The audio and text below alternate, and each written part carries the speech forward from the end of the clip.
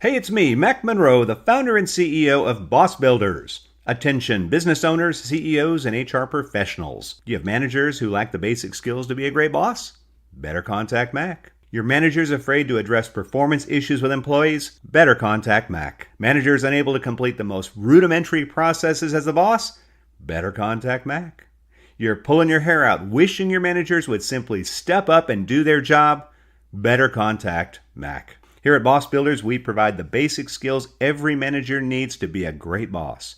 We do this in 3 ways. First, our team of skilled professionals facilitate our signature workshop, Driving Results. This 4-day program, offered in whatever time chunks you need, gives participants the basic skills to fix systems and processes, develop employees, and protect your house. We also offer our popular video-based Boss Builder Academy, which allows your managers to have basic skills training delivered to them in short, effective, how-to videos, which are supplemented by our monthly roundtable sessions. Finally, we offer our Driving Results curriculum to organizations that want to license it and deliver it using their own in-house trainers. For more information on how we can help you improve the quality of your managers, better contact Mac. You can do that at bettercontactmac.com or reach us by phone at 931-221-2988.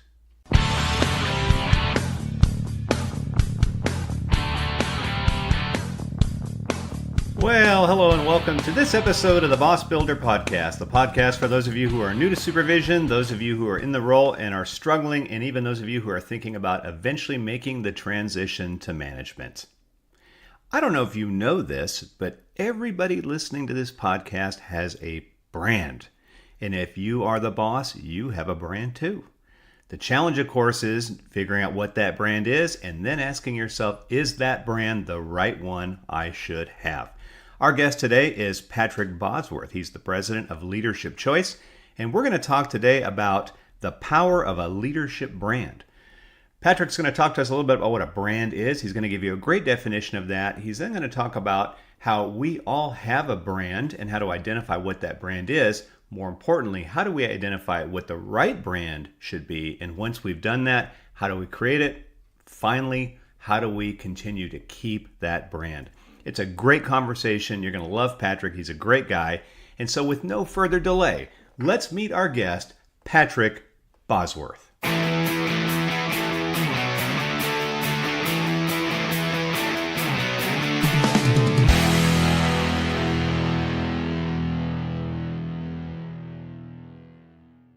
Patrick Bosworth, welcome to the show. Great. Welcome. I'm glad to be here. Thank you.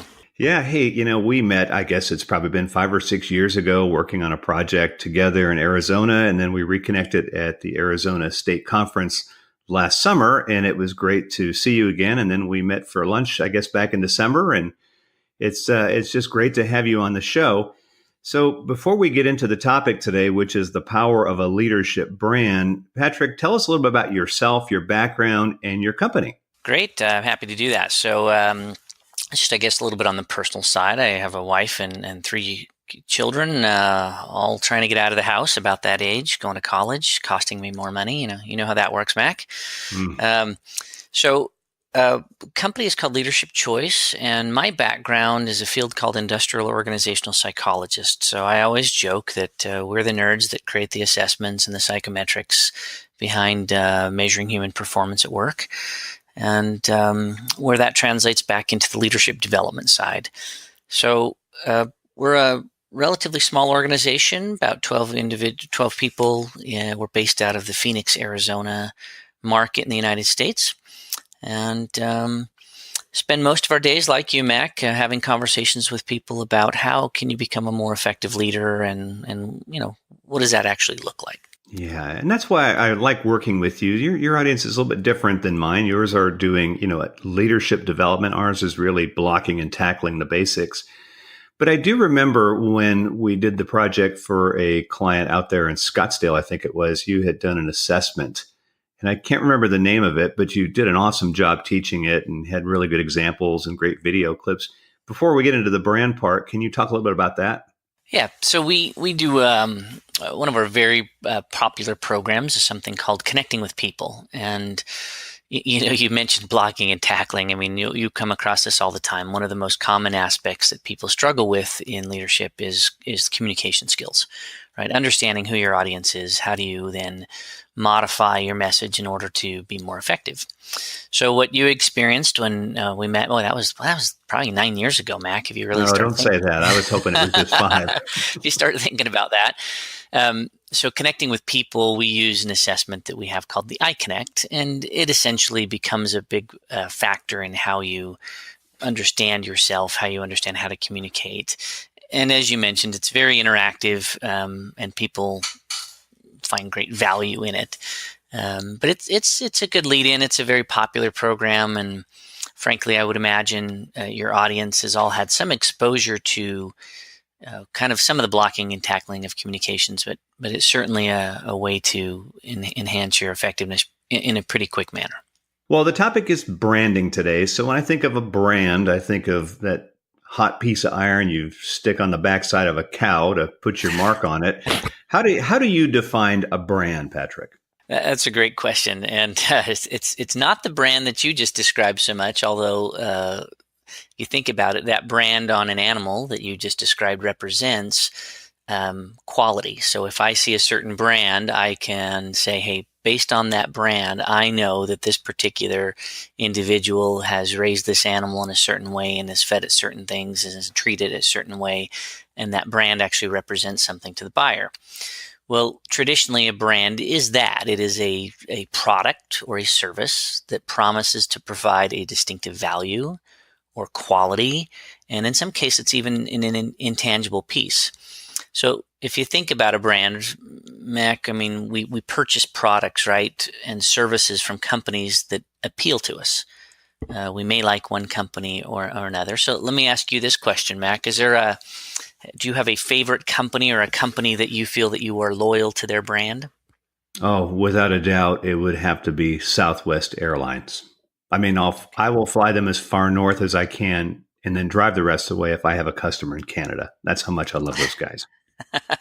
So tell me why. Why is it? What about them? What about their brand or their quality or your experience is so appealing to you? Well, I don't worry too much about fares because majority of the time customers will pay those when we do workshops with them, which I want to be sensitive and get low fares. So they are. I don't check bags very often, so I don't worry about the free bags.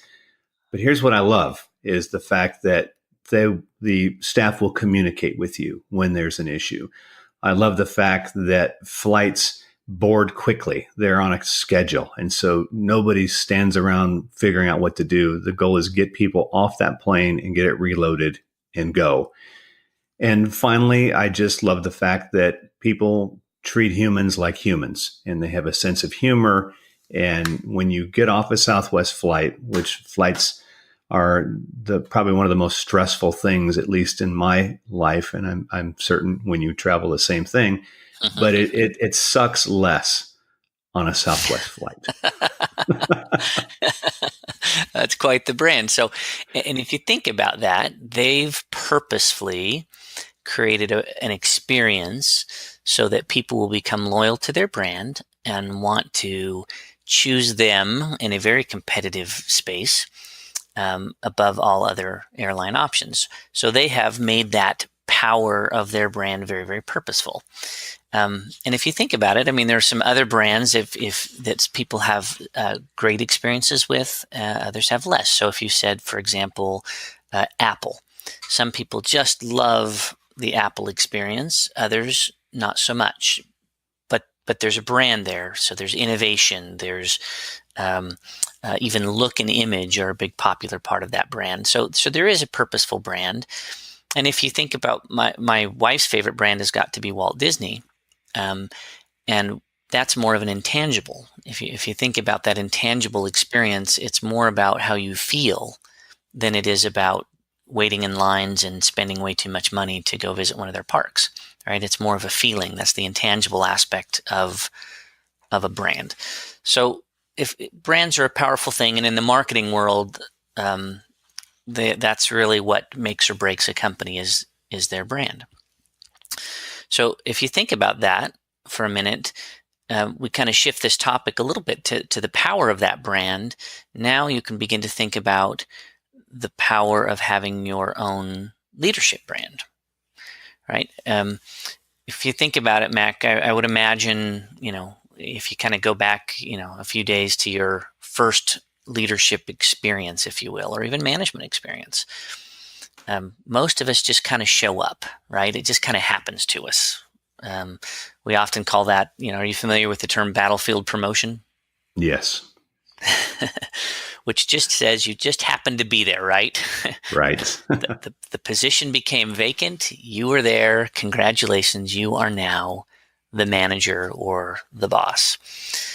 And what the brand experience begins to shift is says, so what's a leadership brand, right? The leadership brand says it really becomes a personal brand to you.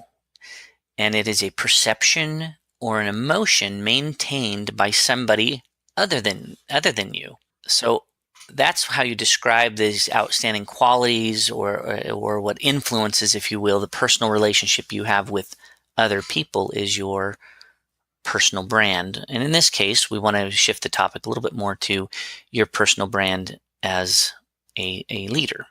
All right. So if you think about this for a minute, everybody has a brand. So, for example, if you were to identify someone and say, okay, I want you to, so you have kind of a global audience. So let's pick a name that's not very hard to not have a brand with. So if you think about the current president of the United States, Donald Trump, instantly everybody on this call just had a reaction to that name. Right. Right. And it could have been highly favorable, or it could have been less favorable. But regardless, everybody had a reaction to that because he as an individual has a very strong leadership brand, probably stronger than most people do. But nonetheless, there is a brand. And with that comes thoughts of what is his brand promise, right?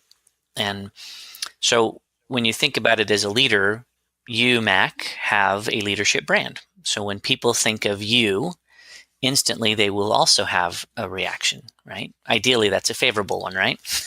Well, one would hope. One would hope the Mac Monroe brand is one that we go, I'm really excited about that brand, right?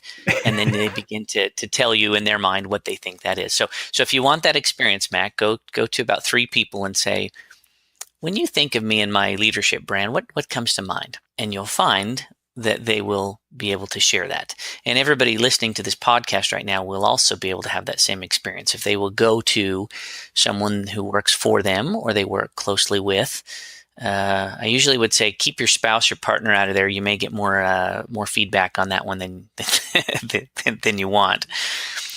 But if they'll do that, they tell you what you don't want to know, and it make it sound like you really need to hear this.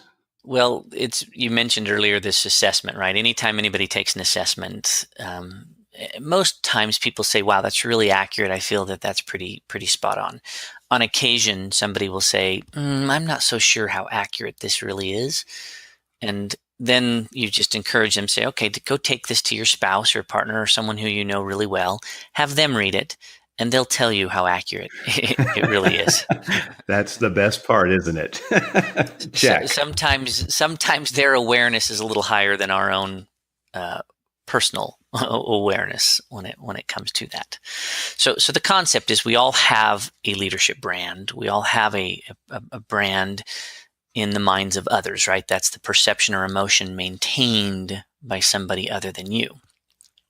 So the brand exists whether we want to or not, which kind of leads us into, right, the question of, well, if I have a brand, what should I be doing about that, right? How do I proactively identify what that brand should look like?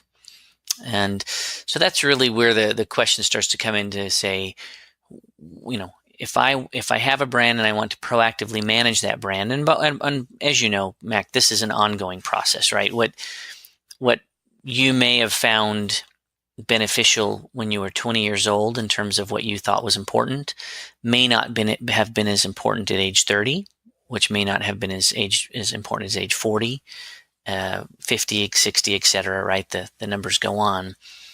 We tend to modify, if you will, over time what's important to us. So brand isn't a one and done concept, right? It's an ongoing process. So, question for you then, Mac. I mean, if you think about this, and you as a leadership brand, how do we begin to identify our brand process? Any thoughts on your end in terms of how we begin to look at ourselves as a brand, or where to start? Well, I would think the first step would to, and I'm guessing whoever's listening, there's probably been some eyes open saying, I have a brand. I didn't even know it. So maybe the first step would be, let's figure out what brand is showing up right now, might be the way to start. Yeah. I think that's a good one. Back to that question, right? Go talk to 3 people and That's say, right. how do you start as a brand? So to try to get a better sense of what the reality of the way people think of you are. And when you do that, you're going to have a reaction pretty quickly that says, ooh, I like that, or that's not so much the brand I'm looking to inspire, right? Right. And create. So that would be a great first step, would begin to go out and get a little bit of feedback. Talk to some folks, make yourself a little more vulnerable. And then, true to form with any leadership skill set is you need to actually listen. Listen to what they have to say.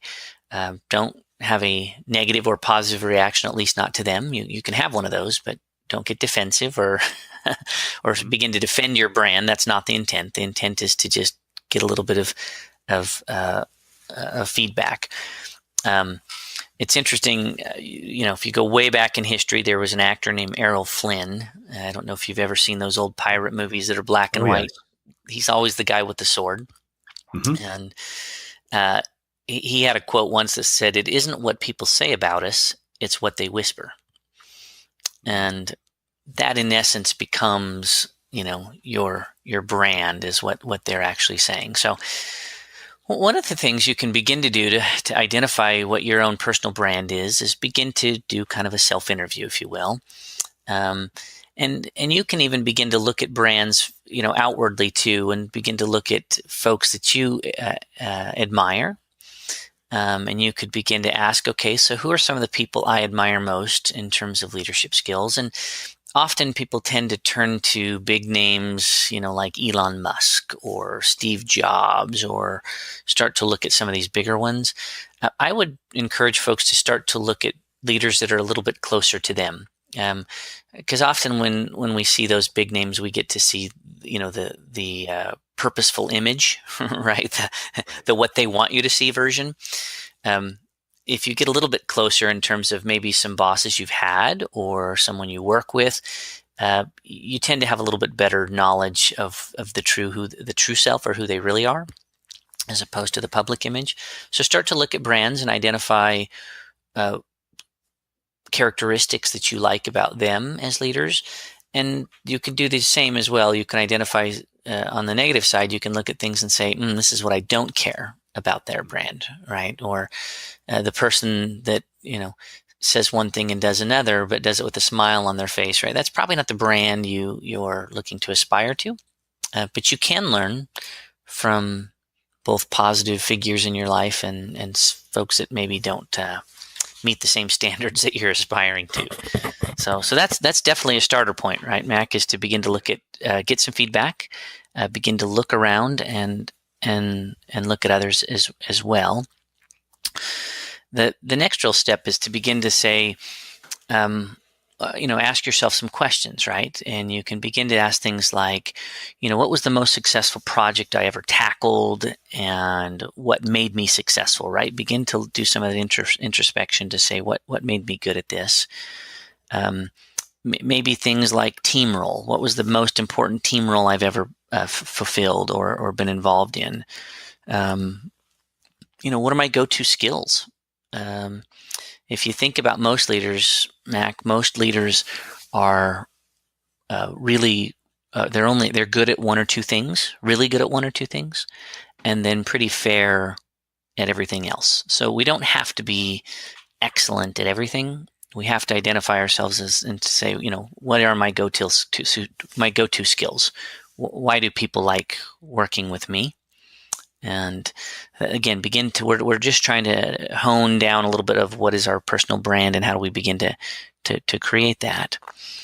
What are our strengths? What are we good at accomplishing? And again, as we do this, we begin to identify, kind of narrow our list down, if you will, of what are truly my great skills. So for example, this is a little bit nebulous as we talk, you could identify yourself as very creative, or you could be known as the skilled planner.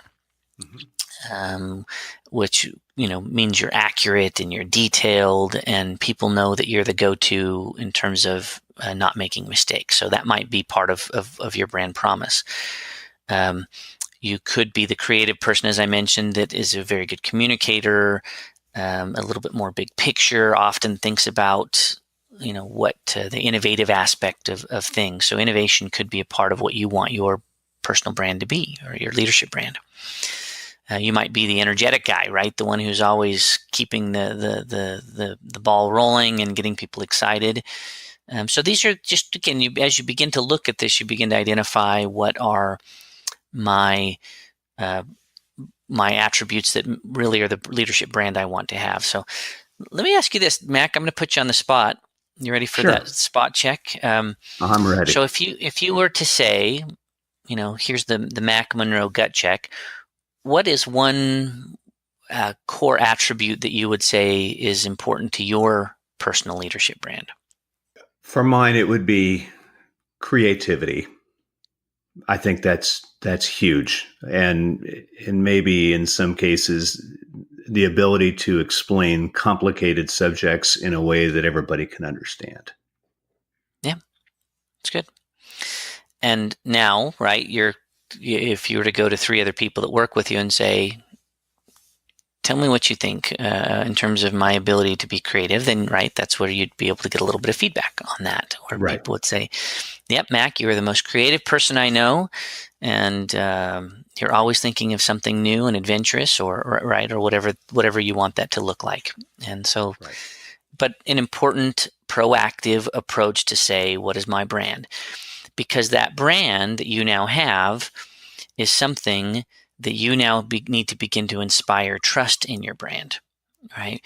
That brand is other people's perception. So for them to be on the same page of what you want them to see, you have to be able to inspire trust in that brand. Well, how do we inspire trust on that brand? And that is by delivering on that brand promise. So if your brand promise, Mac, is to say, I am creative and I'm always going to look at problems in a very innovative way, then that needs to be something that others see about you and consistently say, yes, I have trust in Mac's brand because he absolutely is the guy I can look to if I'm stuck or I need a little bit of boost when it comes to innovation or creativity. And as you continue to deliver on that brand promise, then that's where the power comes, because people say Mac's power is his ability to be creative. And I'm sure there are many others in that mix, but that's where the power of brand starts to come from, is when you deliver on your brand promise. So it's not something we just write on the wall, stick on the wall and say, yep, that's me.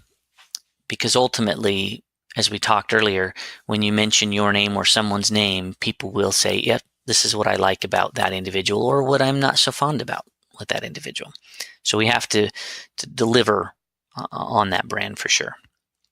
What else should we talk about with brand? I guess the one important part is we kind of mentioned a little bit earlier, is that it's not a one and done, right? We actually have to make sure that we continue to hone our brand. And one thing that we also have to do is make sure that our brand remains relevant. So now that's an interesting thought, because most of us have never really thought in terms of being obsolete or not relevant. So often when we talk to people in workshops and whatnot, we'll ask them how much time before your skill set becomes obsolete or irrelevant.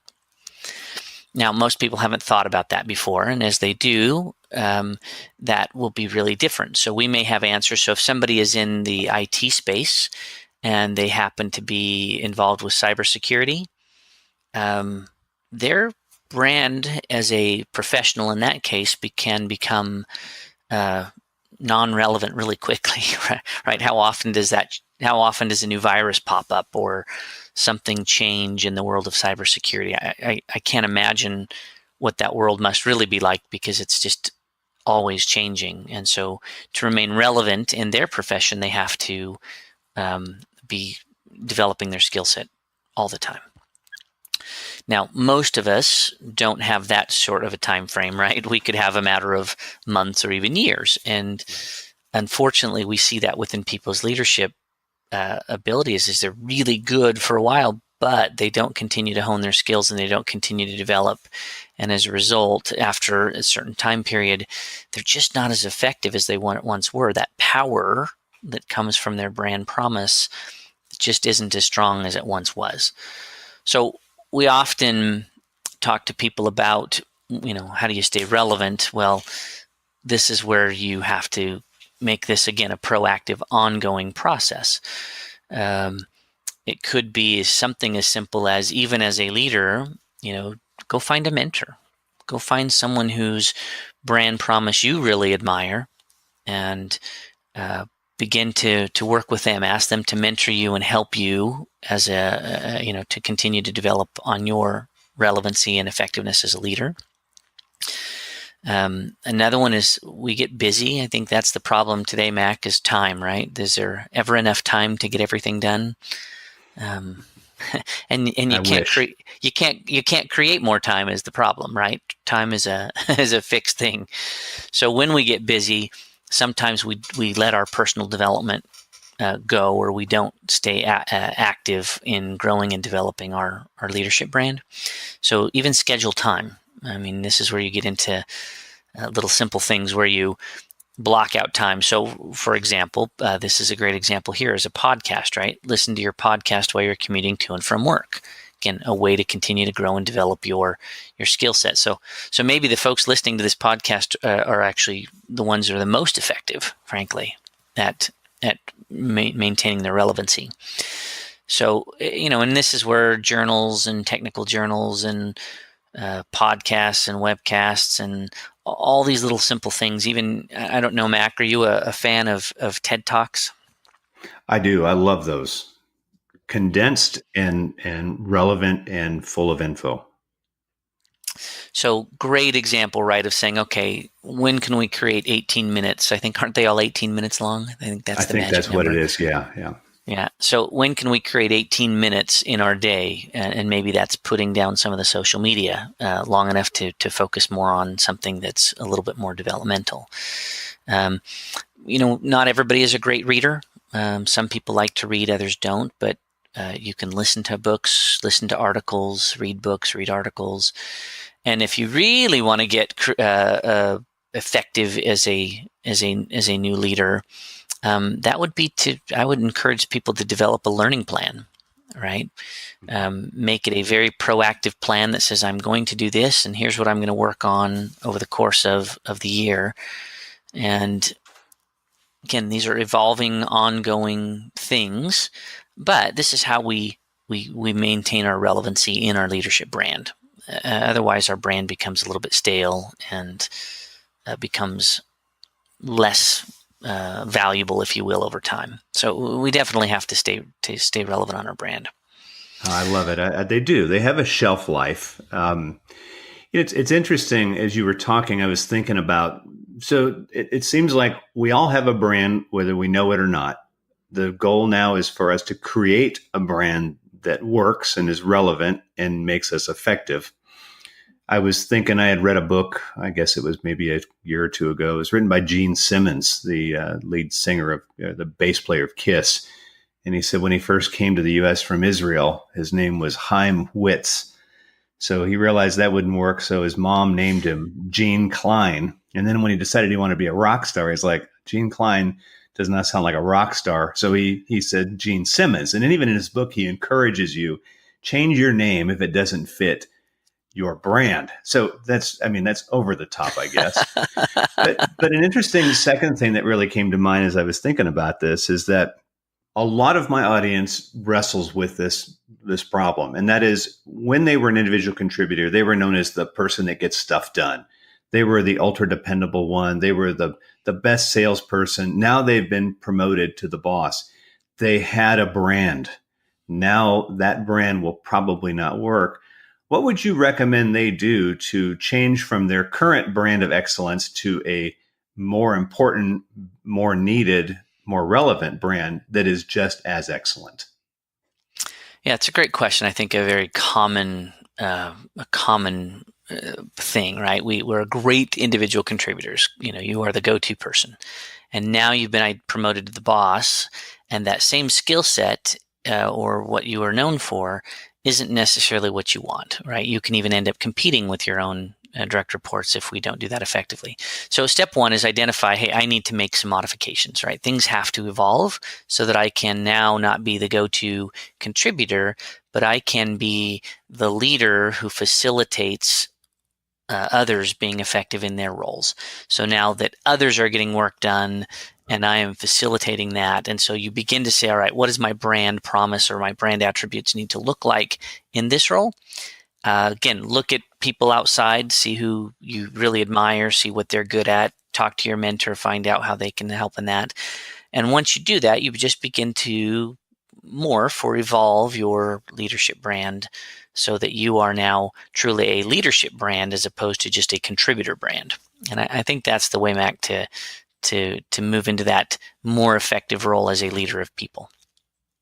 Well, it seems to me if you were the person that got things done and then you became the boss and continue to be that person, people might give you the brand of, let's say, micromanager.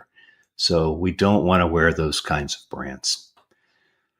Yep. Well, Patrick, I've really enjoyed this talk. This is a lot of great information. The summary for me is everybody has a brand. You better make sure you create the brand you want and be really, really cognizant of what people see. And I think that's gold for our listeners. And hopefully they have listened and listen again when you're out of the car and take some notes.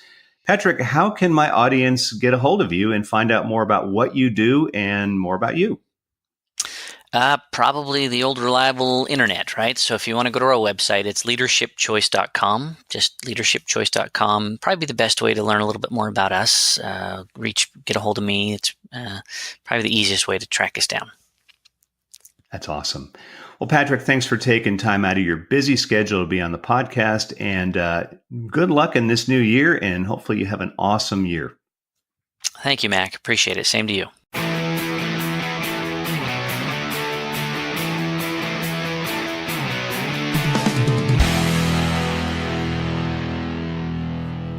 Well, thanks for taking the time to listen to another episode of the Boss Builder Podcast. If you're listening to these as you are commuting to and from work, I would highly recommend you listen again when you get home just so you can take some notes. We do our best to get you great information, and sometimes if you're like me, you got to write the stuff down. On another note, for your further development, if you work for an organization and you think that it would be valuable to partner with us, which I think is a good idea, we invite you to check us out online at thebossbuilders.com. We have 3 options: our signature driving results on-site workshop, which our trainers come out and deliver for you. We also have our very popular Boss Builder Academy, which is video-driven. And we also offer the option of having your organization license our training materials so that your trainers can go ahead and deliver them on-site. If you're listening to our podcast on iTunes or on Stitcher, the other thing we'd appreciate is if you could just take a moment and leave us a brief, positive, of course, review. That would really help us out a great deal. And refer this podcast to anybody you know that you think could benefit from it. Until the next time we meet, get out there, boss up, boss on, and more importantly, make a commitment to being the boss at being a great boss. Goodbye.